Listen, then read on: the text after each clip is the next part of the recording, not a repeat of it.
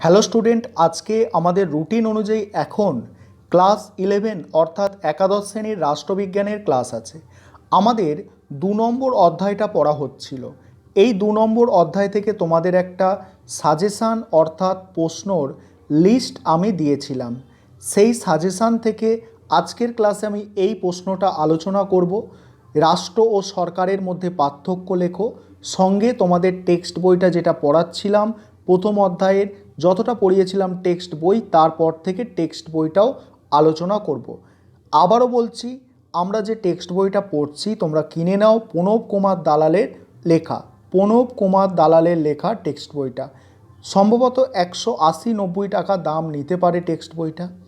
আরেকটা কথা, তোমরা যারা ইউটিউবে নতুন দেখছো, চ্যানেলটায় নতুন এলে তোমরা চ্যানেল সাবস্ক্রাইব করতে পারো এবং তোমরা যদি চাও এইভাবে অনলাইন কোচিং ক্লাসও নিতে পারো।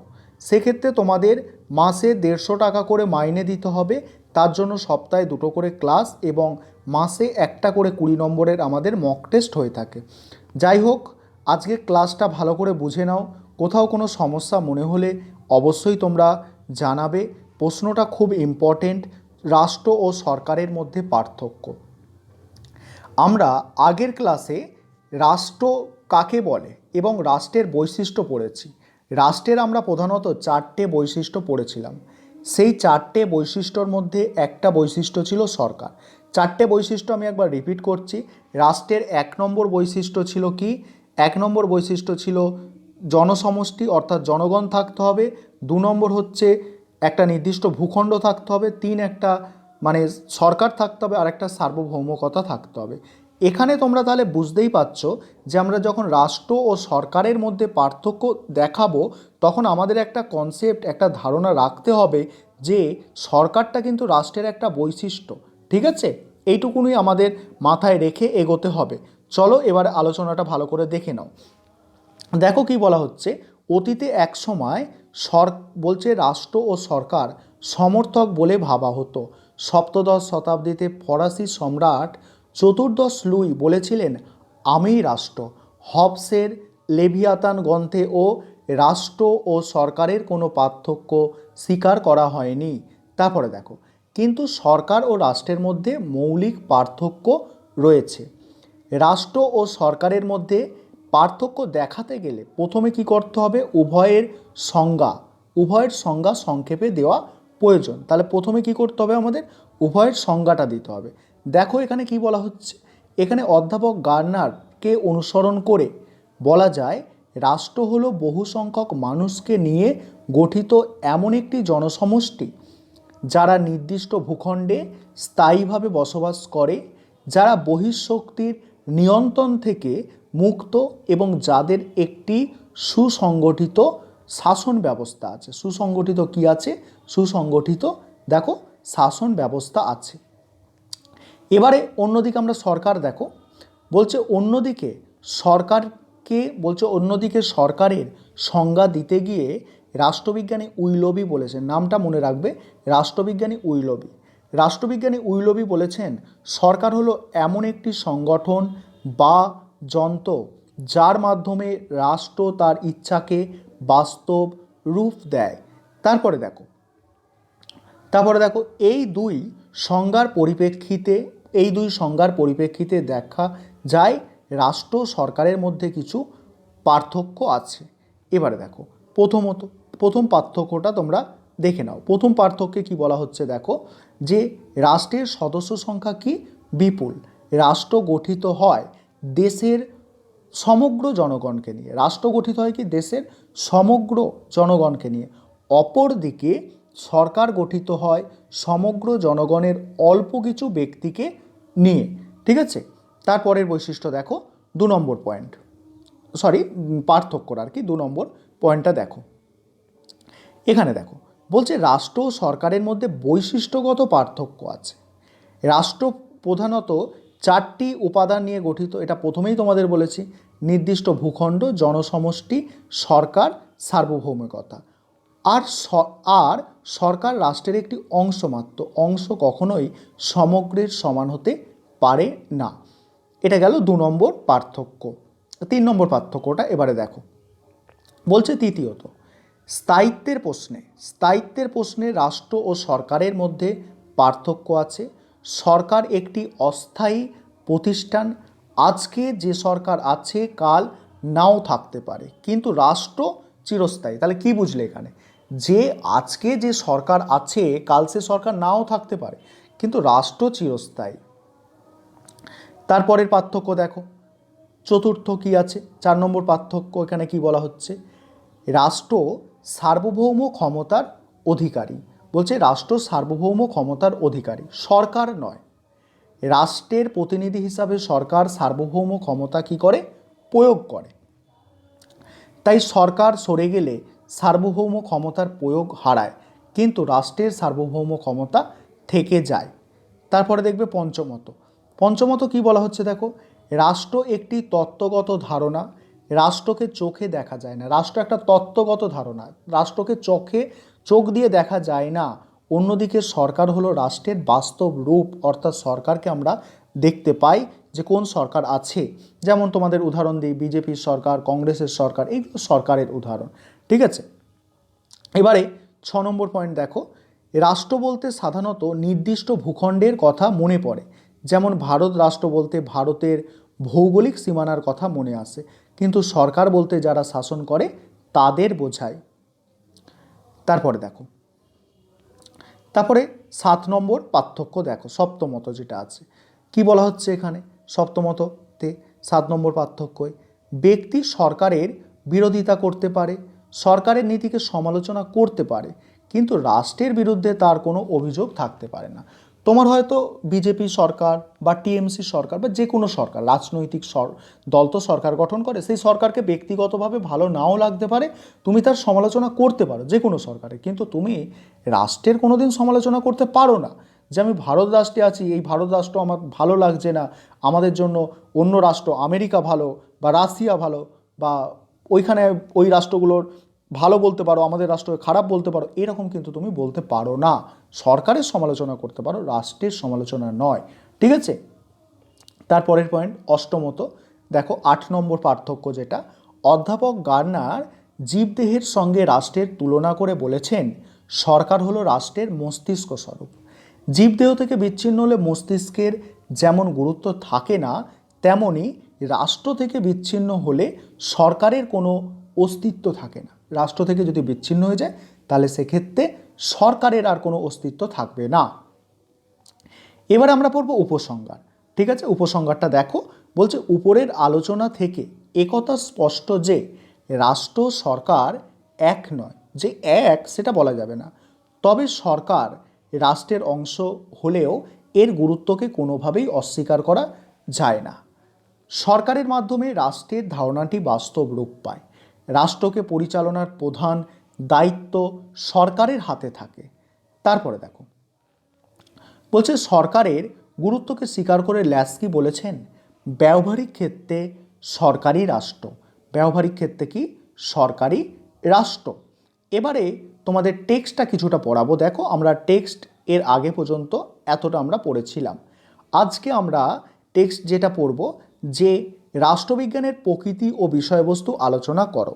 ঠিক আছে, nature and scope of political science. এখানে যে দাগগুলো আমি দিয়ে রেখেছি দেখো, আমি মার্ক করে দিয়েছি কিছু কিছু, তোমাদের তো পিডিএফটা দিয়ে দেব, তখন তোমরা কি করবে, যে তোমরা বইতে এইগুলো মার্ক করে নেবে। প্রথমে মার্ক করে নিয়ে তোমরা এই লাইনগুলো পড়বে। একটা কথা মাথায় রাখবে, আমাদের প্রথম টার্গেট রাখতে হবে সবসময় 100% পাওয়ার। তারপরে আমরা 10% কম পেতে পারি, 90 কম তো ভাবাই যাবে না, কারণ রাষ্ট্রবিজ্ঞান সাবজেক্টটা এমনই সাবজেক্ট, এখানে যদি একটু ভালো করে পড়াশোনা, রাষ্ট্রবিজ্ঞান কেন অন্যান্য সব সাবজেক্ট একটু যদি বুদ্ধি করে ভালো করে পড়া যায়, খেটে তার সঙ্গে একটু বুদ্ধি লাগিয়ে, অবশ্যই 90%-এর ওপরে নম্বর অনায়াসেই বর্তমান দিনের সিলেবাসের পরিস্থিতি অনুযায়ী পাওয়া কোনো ব্যাপার নয়। ঠিক আছে, এটা তোমাকে মাথায় রাখতে হবে। যাই হোক, আমরা আজকে যেটা থেকে শুরু করব, রাষ্ট্রবিজ্ঞানের বলছে প্রকৃতি বা বিষয়বস্তু। প্রথমে দেখো দাগ দিয়েছি আমি, রাষ্ট্রবিজ্ঞান একটি প্রাচীনতম সামাজিক বিজ্ঞান। এটা তোমাদের আমি ক্লাস করার সময় বারবার বলি যে পলিটিক্যাল সায়েন্স হচ্ছে সোশ্যাল সায়েন্স, অর্থাৎ সমাজ বিজ্ঞানের একটা অংশ। বলছে দেখো, প্রায় প্রাচীনত্ব বলছে প্রায় প্রাচীনত্ব 2500 বছর, 2500 বছরের, মানে 2500 বছর আগে থেকে রাষ্ট্রবিজ্ঞানের আলোচনা শুরু হয়েছে। ঠিক আছে, তখন থেকে শুরু করে আজ পর্যন্ত রাষ্ট্রবিজ্ঞানের আলোচনায় বিভিন্ন বিষয় সংযোজিত হয়েছে, অর্থাৎ বিভিন্ন বিষয় এর মধ্যে অন্তর্ভুক্ত হয়েছে। ফলে দেখো, তারপরে দাঁড়াও একটু বড় করে নিই, পেজটা সরে গেল আর কি। দেখো বলছে ফলে আলোচনার ক্ষেত্রটি যেমন বিস্তৃত হয়েছে তেমনই বৈচিত্র্যপূর্ণও হয়েছে। এবারে কি বলা হচ্ছে দেখো, রাষ্ট্রবিজ্ঞানের তখন কি ছিল, যখন আলোচনাটা রাষ্ট্রবিজ্ঞানের শুরু হচ্ছে না, তখন রাষ্ট্রবিজ্ঞানের আলোচনার মূল বিষয় ছিল রাষ্ট্র, অর্থাৎ রাষ্ট্রকে কেন্দ্র করে রাষ্ট্রবিজ্ঞান আলোচনা হতো, এটা মাথায় রাখতে হবে। তারপরে কি বলছে দেখো, 17 শতক থেকে রাষ্ট্রবিজ্ঞানের আলোচনায় রাষ্ট্র ছাড়াও ব্যক্তি ও সরকারের বিষয়ে নানা প্রশ্ন স্থান পেতে দেখা যায় এবং রাষ্ট্রবিজ্ঞানের আলোচনার ক্ষেত্র সম্প্রসারিত হতে থাকে। এবারে এখানে যেটা বলেছি তোমাদের, যে এই যে বিষয়বস্তু, ঠিক আছে, বলছে এই বিষয়বস্তুকে দুভাগে ভাগ করে আলোচনা করা যেতে পারে রাষ্ট্রবিজ্ঞানে। একজনদের হচ্ছে সাবেকি বা সনাতনপন্থী ধারা, যারা সাবেকি মতামত দিয়েছে তাদের একটা বক্তব্য আছে, আর যারা আধুনিক ধারায় আলোচনা করেছে তাদের একটা বক্তব্য আছে। আমরা প্রথমে সাবেকি বা সনাতনপন্থীদের যে মতামতটা আছে সেই মতামতটা আমরা প্রথমে দেখে নেব। ঠিক আছে, প্রথমে সাবেকি যারা মতামত দিচ্ছে তারা কি পয়েন্ট দিয়েছে দেখো, যে প্রথমে তারা বলেছে সরকার, আরেকটা হচ্ছে আইন। এখানে রাষ্ট্র যারা বলেছে তারা কি বলছে দেখো, বলছে রাষ্ট্রবিজ্ঞানের আলোচনার প্রধান ভূমিকা গ্রহণ করে রাষ্ট্র। রাষ্ট্রের উৎপত্তি বিবর্তন স্বরূপ, বলছে রাষ্ট্রের উৎপত্তি বিবর্তন, তারপর বলছে স্বরূপ আদর্শ ইত্যাদি, এইগুলো বলছে। ঠিক আছে, গার্নার কি বলছে দেখো, রাষ্ট্রবিজ্ঞানের সূচনা ও সমাপ্তি রাষ্ট্রকে নিয়ে। এইগুলো তোমাদের প্রশ্ন আছে, কোটেশন একটা তুলে দেবে, কোটেশন তুলে দিয়ে বলবে যে এটা কে বলেছে, যে রাষ্ট্রবিজ্ঞানের সূচনা ও সমাপ্তি রাষ্ট্রকে নিয়ে, কথাটা কে বলেছে বা কার উক্তি, এটা তখন তোমায় মনে রাখতে হবে, গার্নারের উক্তি। তারপরে দেখো সরকার, এখানে কি আসছে দেখো, বলছে রাষ্ট্রের স্বরূপ উপলব্ধি করতে হলে সরকারকে জানা প্রয়োজন, কারণ সরকারের মাধ্যমেই রাষ্ট্র তার লক্ষ্য উদ্দেশ্যকে বাস্তবে কার্যকর করে। সিলি ও স্টিফেন লিকক, নাম দুটো মনে রাখতে হবে তোমাদের, আমি দাগ দিয়ে দিয়েছি দেখো কালি দিয়ে, যে সিলি এবং স্টিফেন লিকক প্রমুখ রাষ্ট্রবিজ্ঞানীর মতে রাষ্ট্রবিজ্ঞান কেবলমাত্র সরকারকে নিয়েই আলোচনা করে। বুঝলে, রাষ্ট্রবিজ্ঞান কি কেবলমাত্র সরকারকে নিয়েই আলোচনা করে বলছে এরা দুজন।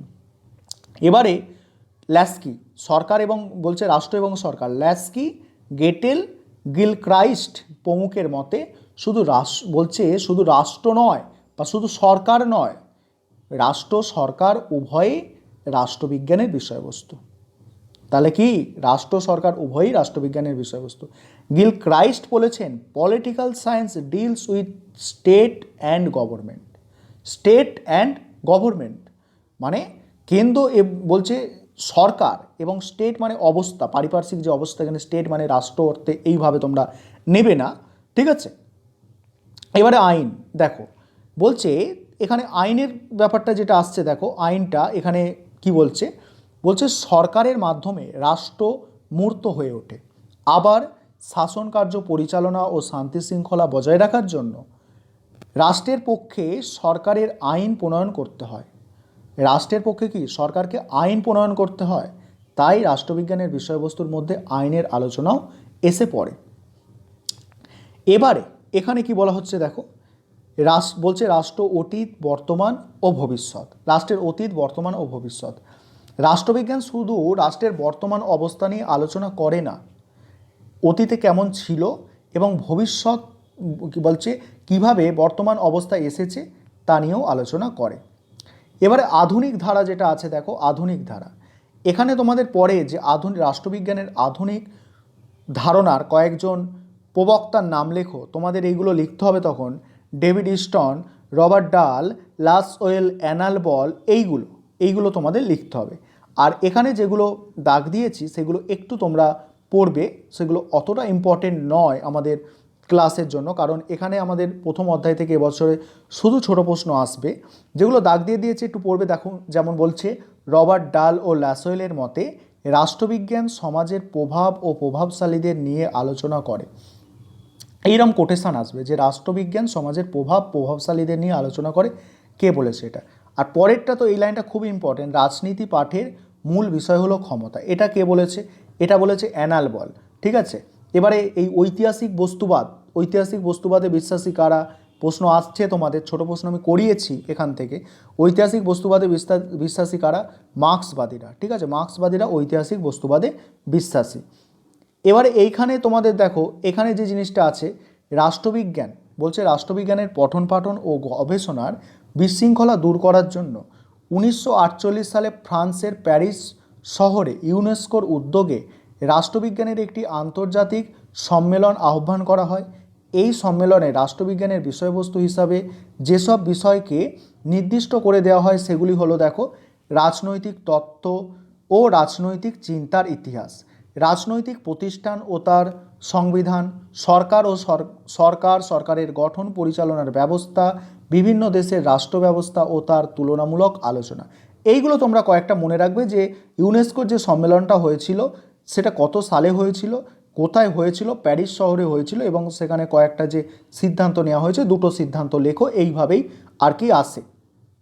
ঠিক আছে, তারপরে দেখো 1948 সালের পর বিগত 67 বছর জাতীয় ও আন্তর্জাতিক রাজনীতির প্রেক্ষাপট অনেক পরিবর্তিত হয়েছে এবং স্বাভাবিকভাবে রাষ্ট্রবিজ্ঞানের আলোচনার ক্ষেত্রটি আরও বেশি সম্প্রসারিত হয়েছে। এখানে বর্তমানে আলোচ্য বিষয়গুলো দেখো, এখানে অনেক বিষয় আছে, সেখানে আমি কয়েকটা তোমাদের মার্ক করে দিয়েছি, কয়েকটা বিষয় জেনে রাখবে, একবার করে সব কটা বিষয় পড়ে নেবে অবশ্যই। যেমন রাষ্ট্র দর্শন, রাষ্ট্র সম্পর্কিত বিভিন্ন তত্ত্ব, রাষ্ট্রের সঙ্গে ব্যক্তির সম্পর্ক, সকল রাষ্ট্রীয় প্রতিষ্ঠান, রাজনৈতিক দল, স্বার্থন্বেষী গোষ্ঠী, এইগুলো। এবারে বলছে গত 60-এর দশকে নারীবাদীরা, বিশেষ করে র্যাডিক্যাল নারীবাদীরা রাজনীতির শুধু জনভিত্তিক বিষয়াদির মধ্যে গণ্ডিবদ্ধ করে রাখার ঘোর বিরোধী। এখানে তোমরা মোটামুটি যেটুকু টেক্সট দাগ দিয়ে দিলাম এটুকু তোমরা পড়বে। টেক্সটটা আমি আস্তে আস্তে পড়িয়ে তোমাদের শেষ করে দেবই, অবশ্যই শেষ করে দেব। আর তোমাদের টেক্সট বইটা তোমরা কিনে ফেলো, নিজের কাছে রাখো একটা করে টেক্সট বই। মনে রাখবে যে বড় প্রশ্ন সব কিন্তু কমন পেয়ে যাবে, 100% বড় প্রশ্ন কমন পাবে। ছোট প্রশ্নর ক্ষেত্রে 40টা ছোট প্রশ্নর ক্ষেত্রে 4-5টা ছোট প্রশ্ন প্রত্যেক বছর নতুন আসে। সেক্ষেত্রে তোমাদের টেক্সট বইটা একটু মনোযোগ সহকারে পড়া খুব দরকার, ওই কারণে আমি টেক্সট বই পড়িয়ে দিচ্ছি। আর কোথাও টেক্সট বই পড়া হয় বলে বা টিচাররা টেক্সট বই ধরে ধরে লাইন বাই লাইন পড়িয়ে দেয় বলে আমার তো মনে হয় না। সে কারণে বলছি, তোমরা যারা ইউটিউবে ভিডিওটা দেখতে পাচ্ছ তোমরা চাইলে অ্যাডমিশান নিতে পারো। সেক্ষেত্রে তোমাদের মাসে খুব কমই ফিস নেওয়া হচ্ছে, 150 টাকা করে ফিস নেওয়া হচ্ছে। সপ্তাহে 2টো করে ক্লাস পাচ্ছ, মাসে একটা করে 20 নম্বরের মক টেস্ট হবে, রেকর্ডেড ক্লাস। তুমি যখন সময় পাবে যেখানে বসে সেখানেই কানে হেডফোনটা লাগিয়ে ক্লাস শুনতে পারো। কোনো কিছু বুঝতে সমস্যা থাকলে সেক্ষেত্রে জানাতে পারবে। আর তোমরা এগুলো তো সেক্ষেত্রে PDF পেয়ে যাবে, তাই তোমাদের কোনো সমস্যা থাকবে না।